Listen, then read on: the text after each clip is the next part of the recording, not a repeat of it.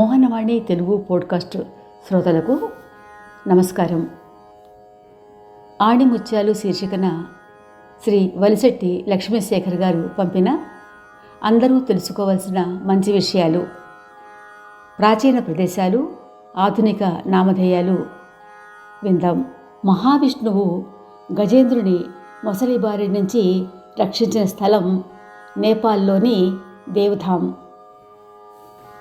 నృసింహస్వామి హిరణ్యకశిపుని వధించిన స్థలం ఆంధ్రప్రదేశ్లోని అహోబిలం. జమదగ్ని మహర్షి ఆశ్రమం ఉత్తరప్రదేశ్లోని జమానియాలో ఉండేది. మహిష్మతి కార్తవీర్యార్జుని రాజధాని మధ్యప్రదేశ్లోని మహేశ్వర్లో ఉండేది. శమంతక పంచకం పరశురాముడు 21 సార్లు క్షత్రియులపై దండెత్తి 5 మడుగులు నెలకొల్పిన చోటు మరియు దుర్యోధనుని చంపిన చోటు. ఇది హర్యానాలోని కురుక్షేత్ర. పరశురామ క్షేత్రం. పరశురాముడు తన గొడ్డలిని సముద్రంలోకి విసిరి సముద్ర జలాలను వెనక్కి పంపి తన కోసం నేలను సృష్టించుకున్నటువంటి ప్రాంతం కేరళ, కర్ణాటక, మహారాష్ట్ర సముద్ర తీర ప్రాంతం. మహేంద్ర పర్వతం పరశురాముడు తపస్సు చేసిన స్థలం. ఇది ఒరిస్సాలోని పశ్చిమ తీరంలో ఉంది. నిషాద రాజ్యం నలమహారాజు యొక్క రాజ్యం, గ్వాలియర్ జిల్లా, మధ్యప్రదేశ్. వ్యాస మహర్షి పుట్టిన స్థలం నేపాల్లోని థమౌలి. నైమిసారణ్యం వ్యాస మహర్షి తన శిష్యులకు వేదాలు, పురాణాలు బోధించిన ప్రాంతం ఉత్తరప్రదేశ్లోని సీతాపూర్ జిల్లా. వ్యాస మహర్షి చెప్తూ ఉండగా విఘ్నేశ్వరుడు మహాభారతం వ్రాసిన చోటు మన గ్రామం, ఉత్తరాంచల్. ప్రతిష్టానపురం పురూరవుని రాజధాని, ఝాన్సీ అలహాబాద్లో ఉంది. సాల్వరాజ్యం సావిత్రి సత్యవంతుల కథలో సత్యవంతుని రాజ్యం. ఈ సాల్వరాజ్యం కురుక్షేత్ర దగ్గర ఉండేది. హస్తినాపురం కౌరవుల రాజధాని, ఉత్తరప్రదేశ్లోని హస్తినాపూర్. మధుపురం, మధువనం కంసుని రాజధాని, మధుర, ఉత్తరప్రదేశ్. రేపల్లె అదే గోకులం, గోకుల్ మధుర దగ్గర ఉన్నది. కుంతిపురం పాండురాజు మొదటి భార్య కుంతిదేవి పుట్టిల్లు, అది గ్వాలియర్. మద్రదేశం పాండురాజు రెండవ భార్య మాద్రి పుట్టిల్లు, పంజాబ్ ప్రావిన్స్, పాకిస్తాన్. ద్రోణనగరి ద్రోణుడు నివసించిన ప్రాంతం డెహ్రాడూన్. గురుగ్రామం కురుపాండవులు విద్యాభ్యాసం చేసిన చోటు, గుర్గాం, హర్యానా. కర్ణుడు పరిపాలించిన అంగరాజ్యం కాబూల్, ఆఫ్ఘనిస్తాన్. పాండవుల లాక్షాగృహ దహనం వర్నాల్, హస్తినాపురంలోది. కాలయవనుడు ముచుకుందుని కోపాగ్ని జ్వాలలకు భస్మమైన స్థలం గిర్నార్, గుజరాత్. శ్రీకృష్ణ బలరాముల ద్వారకా నగరం గుజరాత్లోని ద్వారకా. హిడింబవనం హిడింబాసురుడి భీముడు చంపిన చోటు, జలాన్ జిల్లా, ఉత్తరప్రదేశ్. విదర్భ దమయంతి రుక్మిణీదేవి తల్లిదండ్రులు ఏలిన రాజ్యం, విదర్భ, మహారాష్ట్ర. కుండినపురం రుక్మిణీదేవి జన్మస్థలం, మహారాష్ట్రలోని కుండినపుర. చేది రాజ్యం శిశుపాలుడు ఏలిన రాజ్యం, బుందేల్ఖండ్, అది మధ్యప్రదేశ్లో ఉన్నది. కారుష రాజ్యం దంతవక్తుడు ఏలిన రాజ్యం, దాంతియా జిల్లా, మధ్యప్రదేశ్. ఇక ఖాండవప్రస్థం ఇంద్రప్రస్థం పాండవుల రాజధాని, ఇంద్రప్రస్థ, ఢిల్లీ దగ్గర. కుచేలుడు నివసించిన చోటు పోర్బందర్, గుజరాత్. పాంచాల దేశం ద్రుపద మహారాజు రాజ్యం, యటాహ్ షాజహాంపూర్, ఫారూఖాబాద్ ప్రాంతాలు ఉత్తరప్రదేశ్లో. కంప్లి ద్రౌపది పుట్టినిల్లు, మత్స్యయంత్ర భేదన స్థలం కంపిల్, ఉత్తరప్రదేశ్. జరాసంధుని భీముడు చంపిన చోటు జరాసంధికి ఆఖరా రణభూమి, బీహార్లో ఉన్నది. కామ్యకవనం, దైత్యవనం పాండవులు అరణ్యవాసం చేసిన ప్రాంతాలు పశ్చిమ హర్యానా.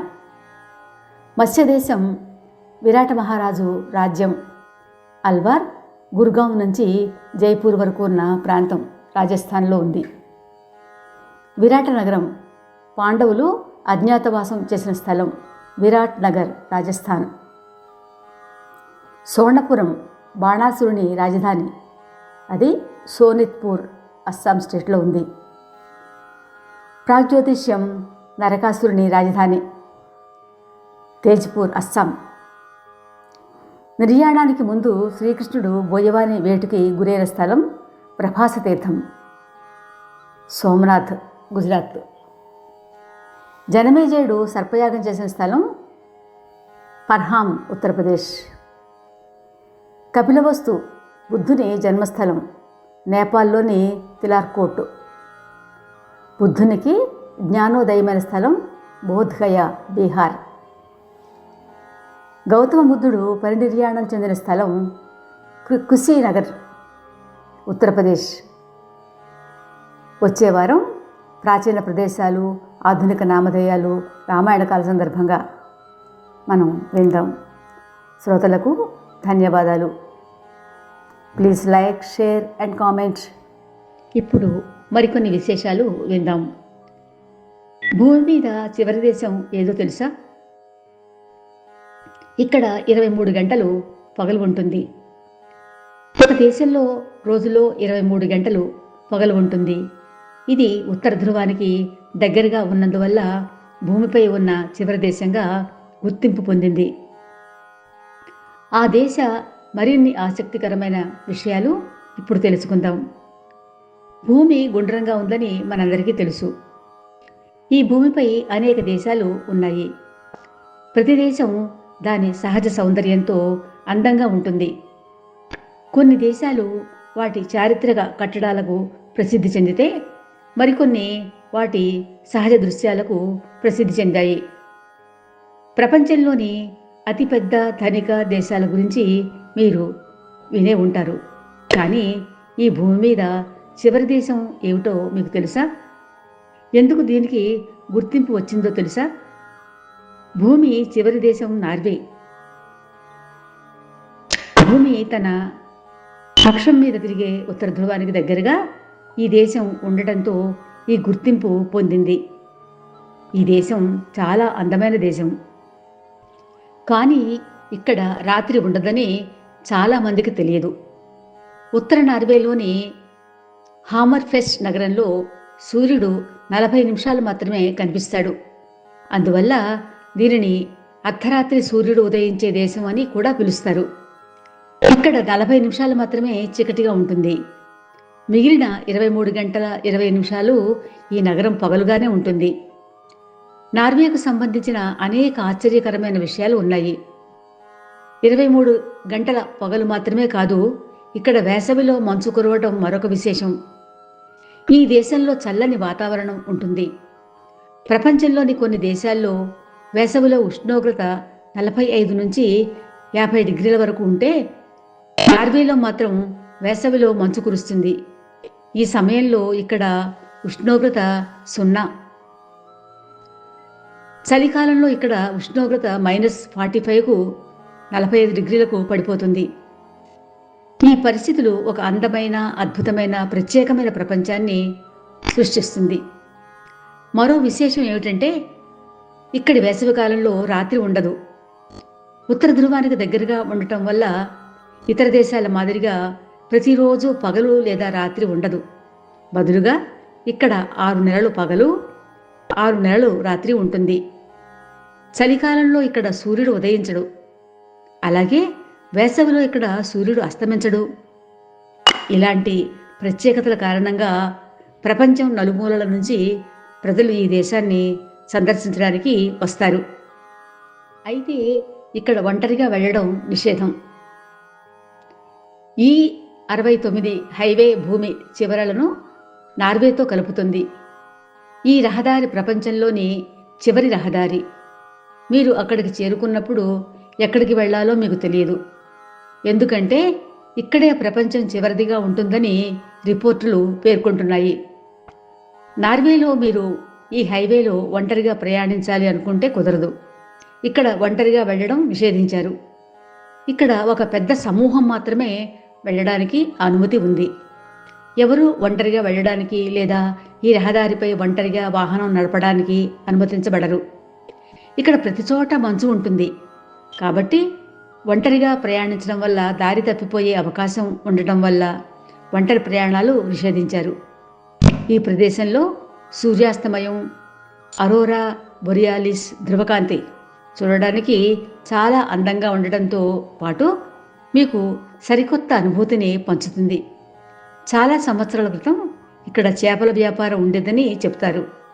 కానీ క్రమంగా దేశం అభివృద్ధి చెంది పర్యాటకులు ఇక్కడికి రావడం ప్రారంభించారు.